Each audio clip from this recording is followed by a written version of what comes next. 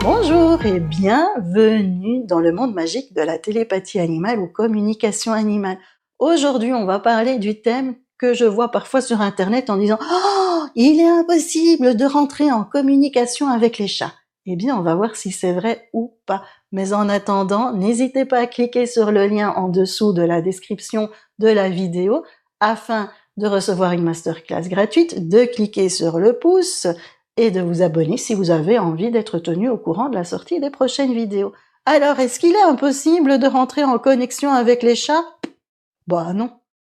La communication animale, c'est entrer en connexion avec tous les animaux, avec tous les êtres vivants. C'est pouvoir échanger des informations avec un animal, quel qu'il soit. Si vous savez communiquer avec un chien ou avec un cheval, pourquoi vous ne sauriez pas communiquer avec un chat?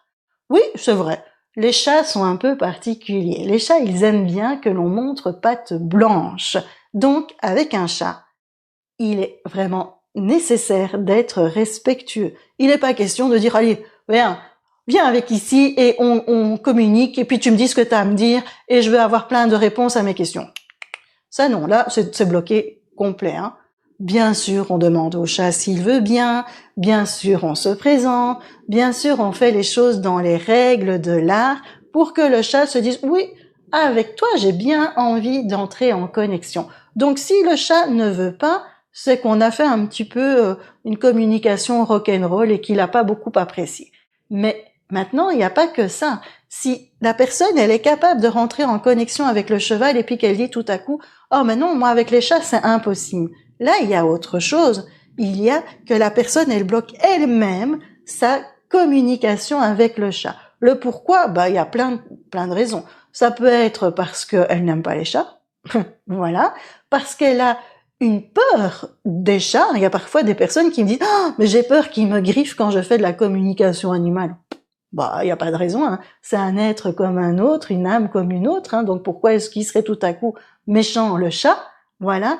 Ou alors, tout simplement, comme je vous ai dit, c'est parce que le chat ne veut pas rentrer en connexion avec cette personne-là. Mais en règle générale, si on arrive à rentrer en connexion avec les autres animaux et pas avec le chat, ou avec une autre espèce, c'est que nous-mêmes, on a fait en sorte qu'on n'arrivait pas à rentrer en connexion avec cette espèce-là pour diverses raisons. Et donc, comment est-ce qu'il faut faire? Bien, il faut trouver la raison pour laquelle on a bloqué tout ça, puis travailler dessus, faire du développement personnel. En fait, la communication animale ou télépathie animale, c'est un excellent outil de développement personnel.